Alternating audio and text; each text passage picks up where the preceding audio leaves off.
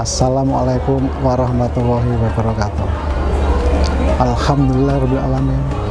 Wassalatu wassalam ala asrofil anbiya'i wal mursalin wa ala alihi washabihi asma'in. Amma ba'd.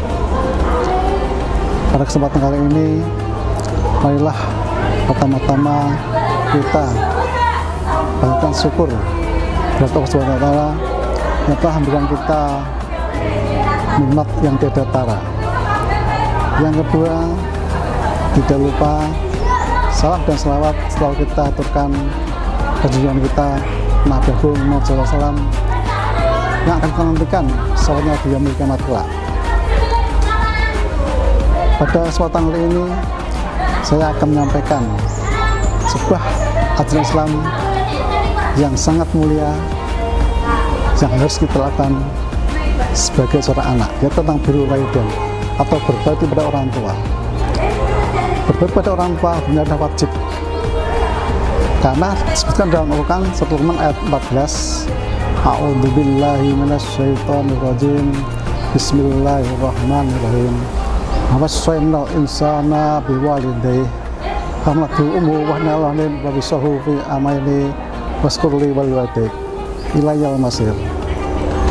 Dari risalah tersebut kita tahu betapa beratnya seorang ibu ketika hamil selama 9 bulan.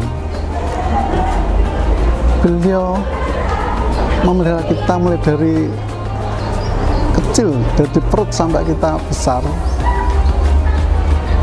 Kita harus membalas budi baik beliau. Itu kita nggak cukup, nyawa kita jadikan taruhan pun nggak cukup untuk membalas jasa seorang ibu. Itulah mengapa kita wajib berbakti pada beliau. Kalau kita perhatikan sekarang ini, banyak seorang anak yang begitu berbuat tidak baik kepada ibunya, bahkan sampai menuntut ibunya ke pengadilan, bahkan sampai ada yang membunuh ibunya karena hanya urusan dunia yang tidak sebegitu rupa. Banyak cara untuk berbuat pada orang tua, antara lain setiap kita bertemu dengan orang tua, coba kita berbicara, menyapa dengan bahasa yang baik, lisan yang baik, tutur kata yang baik. Jangan berbicara dengan kata yang menyinggung beliau. Itu kita lakukan setiap hari, setiap saat. Selama kita masih ada berada bersama beliau, maka itu harus kita lakukan setiap hari. Kita tidak boleh menyakiti dengan perkataan yang tidak baik. Berkata ah pun kita tidak diperbolehkan. Bahasa yang membentak. Cara yang lain, kita bisa berkunjung ke orang tua kita ketika kita berada jauh dari orang tua. Kita sempatkan waktu kita untuk berkunjung silaturahmi orang tua. Orang tua itu amat sangat bahagia ketika anaknya itu datang menghampirinya, datang mengunjunginya. Ya, kita sebagai anak jangan pernah melakukan hal seperti itu. Kapan dan dimanapun berada, harus tetap ingat jasa seorang ayah dan ibu. Ketika hari raya, kita sempatkan juga hadir di hadapan orang tua kita untuk mohon maaf. Kalau perlu kita memberi hadiah, apa yang beliau suka, sehingga beliau bahagia dan kita lihat beliau akan senyum, sehingga kita juga merasa bahagia juga. Itu lakukan setiap hari, setiap saat, setiap waktu. Tidak hanya ketika dekat beliau, ketika kita jauh dari beliau, kita pun wajib untuk mendoakan beliau. Karena amal orang yang akan mengalir terus itu ada 3 macam. Amal jariah, ilmu yang bermanfaat, dan anak yang solehah, itu yang mendoakan orang tua kita. Ketika orang tua kita meninggal, itu kesempatan kita untuk mendoakan beliau.